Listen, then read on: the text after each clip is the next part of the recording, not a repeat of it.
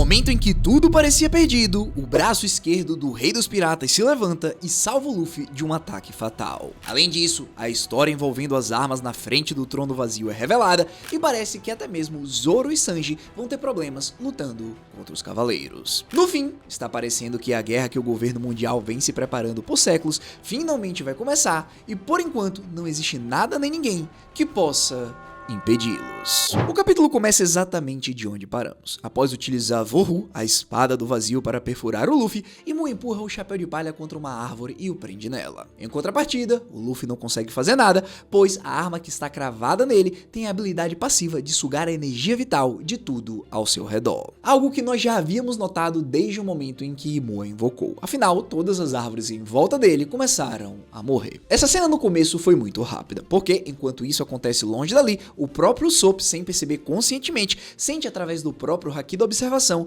que tem algo grave acontecendo com o Luffy. Eu sei, pessoal, para muitos que são fãs do Usopp, isso aqui com certeza é uma vitória. Finalmente, o atirador do bando está tendo algum tipo de evolução. Inclusive, esse tipo de percepção à distância já vinha sendo estabelecido como uma das especialidades mais consistentes do personagem ao longo da obra e reforça, dentro do próprio capítulo, o tamanho da gravidade daquele ataque. Porque, mesmo sem ver a cena diretamente, alguém já conseguiu sentir a vida do Luffy escapando aos poucos. Também vale reparar que esse tipo de aprimoramento aleatório é raro e talvez o Oda só esteja colocando ele nesse instante porque é de fato um momento importante. Galera, em todas as situações em que vimos o Usopp brilhar foi quando a tripulação mais precisava dele. Inclusive foi justamente essa sensação do Usopp que funcionou como gatilho que começou a puxar o foco do resto do bando de volta para a direção daquele confronto. A Nami, ao lado dele, reage com uma preocupação evidente assim que percebe a mudança de expressão do seu Nakama. E o Jinbe confirma que sem dúvidas que do nada o Haki do Luffy enfraqueceu drasticamente. Pessoal, essa afirmação do Jinbe é muito importante, porque lembrem que o Luffy, Zoro, Sanji e Jinbe são os únicos capazes de sentirem essas coisas,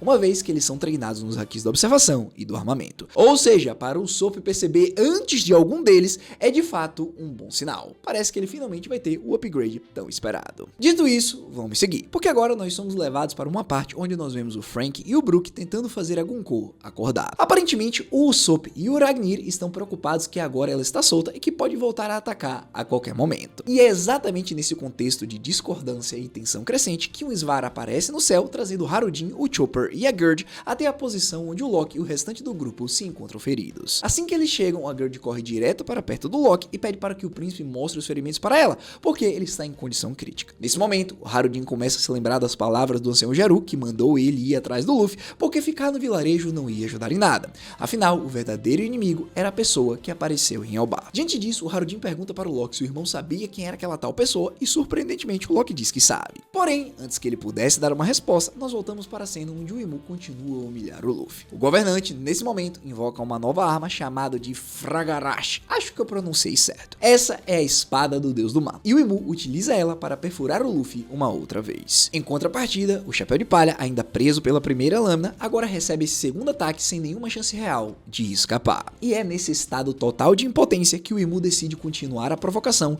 trazendo à tona os próprios irmãos do Luffy. Ele comenta sobre a morte do Ace em Marineford e sobre a ascensão do Sabo dentro do exército revolucionário, tratando os três irmãos, o Luffy incluído, como um incômodo recorrente que insiste em atrapalhar os próprios planos. Também vale a pena notar o tom específico que o Imu utiliza nesse momento. Não existe pressa nenhuma por parte dele, e cada comentário soa mais como uma reflexão em voz alta do que como uma ameaça direta. Quase como se ele estivesse catalogando, com uma curiosidade fria, todos os problemas que as pessoas vinculadas ao Luffy já causaram ao longo dos anos. Só que, pessoal, mesmo sem falar e tossindo sangue, eu quero que vocês observem essa expressão do Luffy no momento em que o governante menciona os seus irmãos. São poucas as vezes que nós vimos o Luffy tão puto como ele está agora, e possivelmente a frustração que ele está sentindo vai servir de combustível para quando ele enfrentar o Imu novamente no futuro. Só que assim, eu preciso admitir, essa é, sem sombra de dúvidas, a derrota mais dura que o Luffy já sofreu. A única coisa que ainda me deixa esperançoso é que ele ainda continua com o Gear 5 ativado, mas eu não sei se isso vai durar por muito tempo. De qualquer forma, a cena muda, e agora nos é mostrado o Lock lembrando uma conversa antiga,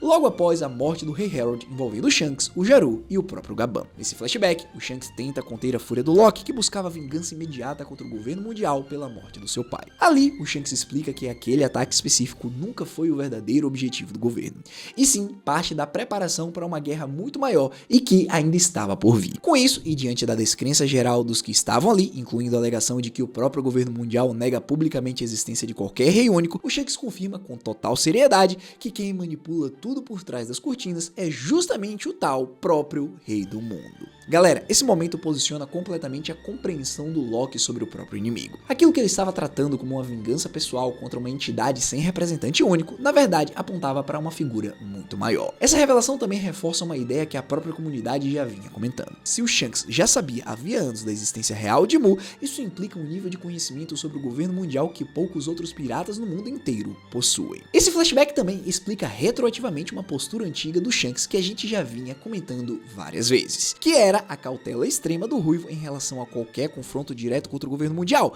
mesmo quando ele claramente possuía força suficiente para causar sérios danos. Saber com anos de antecedência que existia uma figura acima de tudo e de todos escondida atrás da própria estrutura do governo mundial explica o motivo pelo qual o Shanks sempre pareceu jogar um jogo mais longo do que qualquer outro Yonkou. Não é à toa que quando Loki e o Jaru questionam ele sobre a existência do Emu, o Shanks fala que o poder do rei supera qualquer limite da compreensão e que até mesmo ele ficou espantado perante essa força. Diante disso, o Shanks chega à conclusão de que se fosse possível derrotar o rei, alguém já teria feito isso antes do Loki, e que por isso ainda não era hora de lutar contra ele. Inclusive, é nesse exato momento em que o Loki rapidamente pensa no Rox, possivelmente imaginando que se nem mesmo o pirata mais forte do mundo conseguiu fazer alguma coisa, ele também não conseguiria.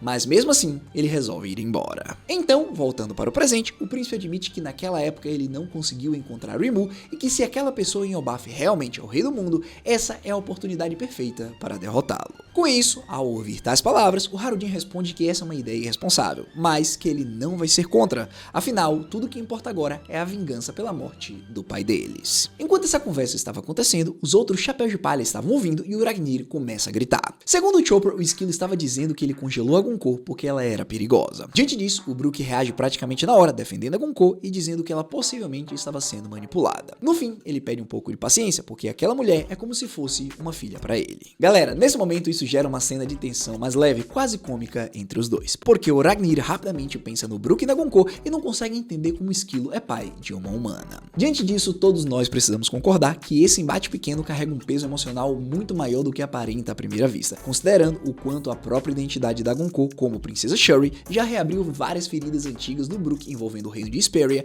tornando qualquer desconfiança em torno dela algo que ele simplesmente não está disposto a aceitar sem reagir. Dito isso, enquanto essa pequena discussão acontece, a Gunko continua completamente desacordada, sem nenhum sinal de quando ou se ela vai despertar. Essa ausência prolongada mantém um dos fios emocionais mais fortes do arco em suspenso, já que a própria consciência da Shuri, presa dentro daquele corpo controlado pelo Imu, segue sendo uma das peças principais para nós leitores entendermos melhor Imu e o governo. Bom, pessoal, nesse meio tempo, um clone da Robin aparece dizendo que precisa do Chopper na biblioteca e quando ele olha para o lado, ele vê o Sol chamando por ele, e isso é razoavelmente curioso, porque a última cena deles antes desse retorno havia deixado uma pista solta envolvendo o Biblo, a coruja misteriosa da própria biblioteca, que o Sol já havia identificado como alguém guardando segredos maiores do que aparentava. Esse fio em específico segue sem solução dentro desse capítulo, já que o Biblo não reaparece nessas páginas. Da mesma forma, dois outros nomes continuam de fora de toda essa movimentação: Bonnie e Lilith, cuja última localização mostrada foi apenas um galho qualquer da árvore gigante de Elbaf. Pessoal, com tantos personagens sendo reunidos, a ausência específica dessas duas chama muita atenção e já alimenta a expectativa da comunidade sobre o que elas podem estar fazendo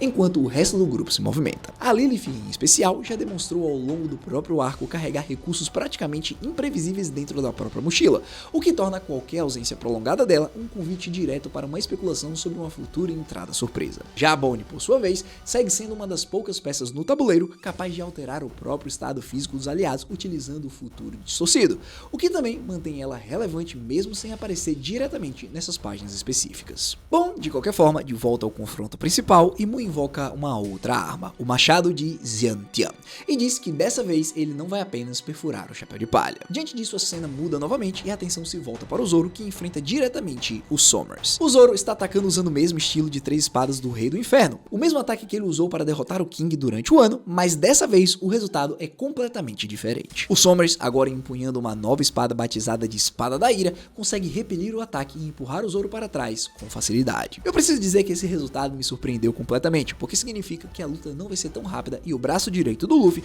não vai poder ajudá-lo nem tão cedo. Além de que isso muda completamente a leitura que os fãs faziam dos Sommers até esse ponto da história. Antes desse capítulo ele já havia sido tratado como um adversário relativamente fraco, perdendo repetidas vezes em confrontos anteriores. Só que a diferença entre esse Sommers derrotado facilmente e o Sommers atual, capaz de segurar o Zoro no lugar, mostra o tamanho real do salto de poder que essa combinação específica de um homem mais uma arma ancestral consegue entregar, reforçando que o Chapéu de Palha ainda precisa evoluir muito antes de conseguir fechar essa guerra. Dito isso, o Sommers, ao invés de continuar atacando e resolver essa luta, começa a falar sem parar, explicando a origem dessa nova arma. Pelo que ele disse, essa espada da ira pertence à própria família dele, os Shepherds, transmitida há 800 anos, desde a época dos fundadores originais do governo mundial. Também, nesse ponto, ele começa a listar outras armas dessa mesma categoria, incluindo a Nemesis, a própria Vohu, Toru e uma referência à lendária Muramasa, ainda não mostrada diretamente em ação dentro de cena. O Sommers detalha que 800 anos atrás, os 19 reis fundadores cravaram as próprias armas ao redor do trono vazio,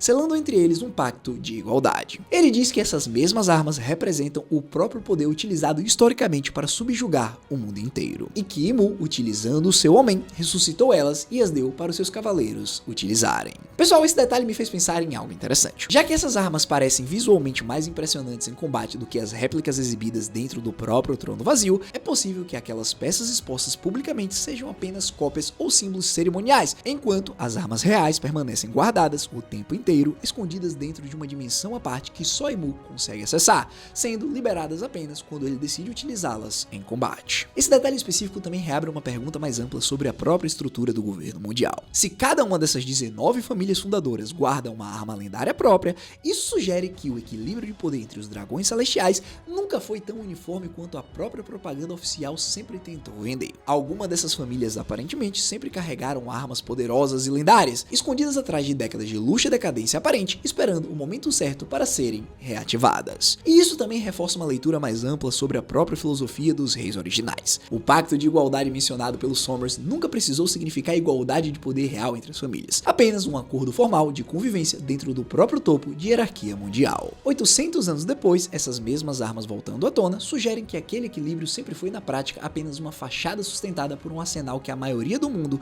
nunca soube que existia.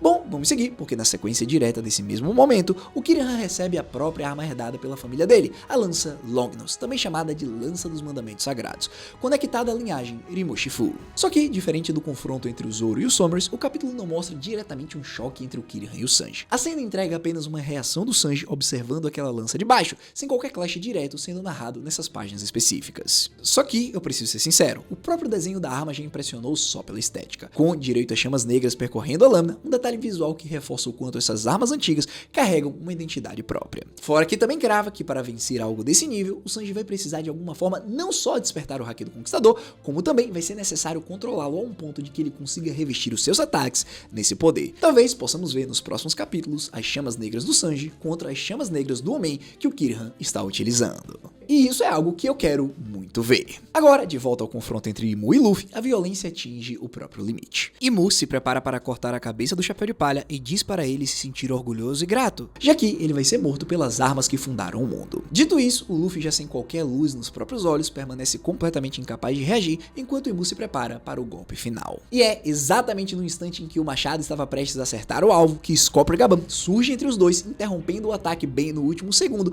utilizando o seu próprio machado. E isso aqui, galera, tem uma simbologia muito forte. O Oda está dizendo nas entrelinhas que uma arma sagrada que foi utilizada para criar o mundo está sendo parada por uma arma do mesmo tipo que é empunhada por um ex-pirata, alguém que representa a liberdade. Com isso, o capítulo se fecha e o narrador apenas fala que o braço esquerdo dos piratas Roger finalmente apareceu. Galera, a chegada do Gabão foi incrível e já disparou bastante teorias entre os fãs. Porque assim, a gente ainda não sabe o que é necessário para ferir ou ficar imune aos ataques de Imu. Contudo, é quase certeza que o Gabão pode estar vulnerável ao Domio Reverse e acabar se transformando em um inimigo. Pra falar a verdade, se o Gaban resistir a esse efeito, é porque o Shanks compartilhou com ele ao longo de mais de uma década de convivência alguma forma específica do Haki do Conquistador desenvolvida justamente para driblar esse tipo de poder. Porque, vale lembrar que o próprio Rocks Dizback, 38 anos atrás, sofreu esse mesmo tipo de reversão mesmo estando no auge do próprio poder, o que torna a resistência do Gaban, caso aconteça, um evento praticamente sem precedentes dentro da história inteira dessa obra. Dito isso, esse capítulo também reacendeu discussões mais amplas sobre a origem dessas armas específicas dos reis fundadores, incluindo especulações sobre se a espada de ouro, empunhada pelo Mihawk, poderia pertencer a essa mesma linhagem antiga, e se a família Figureland, ligada ao próprio Shanks, também guardaria uma arma equivalente ainda não revelada. Além disso, existe também um debate sobre o próprio nível de poder que a aura demoníaca de Mu concede aos seus cavaleiros sagrados, já que o Sommers, antes considerado fraco sem esse reforço, passou a empurrar o Zoro com uma facilidade comparável à de um comandante de Yonkou. E por fim, voltando ao Gaban, lembrem que ele estava ferido até alguns momentos atrás, ou seja, é impossível que ele tenha se curado tão rápido ao ponto de conseguir lutar contra o governante do mundo. Aqui, sinceramente, eu não consigo pensar em algo positivo. Pra mim, na idade em que ele está, o máximo que ele vai conseguir fazer é segurar o Imu por alguns poucos minutos até que o Luffy de alguma forma consiga voltar para a luta ou que Imu vá embora. Com isso, eu imagino que o Gaban se sacrificaria e isso tornaria o arco de Elbaf ainda mais denso em termos emocionais, fazendo o Luffy perceber que a sua fraqueza gerou a morte de alguém querido para os gigantes e isso o obrigaria a ficar mais forte de alguma maneira. Uma finalização triste dessa forma quebraria a sequência de vitórias e sucessos que o Chapéu de Palha vem tendo desde o começo do Novo Mundo e com certeza adicionaria um pouco de tensão que seria assim muito bem-vinda. Até porque eu imagino que todos nós aqui queremos ver o Luffy tendo um peso emocional forte o suficiente quando ele for enfrentar o Imu novamente. Bom, pessoal, sinceramente, o capítulo 1189 termina exatamente de forma tensa. O Luffy sendo salvo por poucos segundos, o Zoro sendo parado e o Kirihan com a Longinus ainda intocada pelo Sanji. A guerra que o Shanks tentou impedir o Lock de enfrentar sozinho anos atrás, finalmente chegou no ponto que ele sempre temeu. E é justamente essa convergência de tantos fios narrativos diferentes dentro de um único capítulo que reforça o porquê que o arco de Elbaf vem sendo tratado como um dos pontos mais densos de toda a saga final. Cada personagem que chega ao campo de batalha carrega uma motivação própria, uma história própria e uma conta que precisa ser paga com Imu. E é exatamente essa acumulação de fios que transforma qualquer previsão sobre o próximo capítulo em algo praticamente impossível de acertar com precisão. Bom, agora é com vocês. Vocês acham que o Gaban realmente vai se sacrificar? Também vocês acham que a espada do Mihawk pertence à mesma linhagem das armas dos 20 reis? E por fim, você acha que alguém aqui vai ter condições de segurar o Imu? Não sei, deixa aí nos comentários. No fim, se você chegou até aqui, eu só peço duas coisas. Deixa um like e se inscreve no canal. E se você quiser saber um pouco mais sobre os verdadeiros poderes do Barba Negra, clica nesse vídeo que tá aparecendo na sua tela.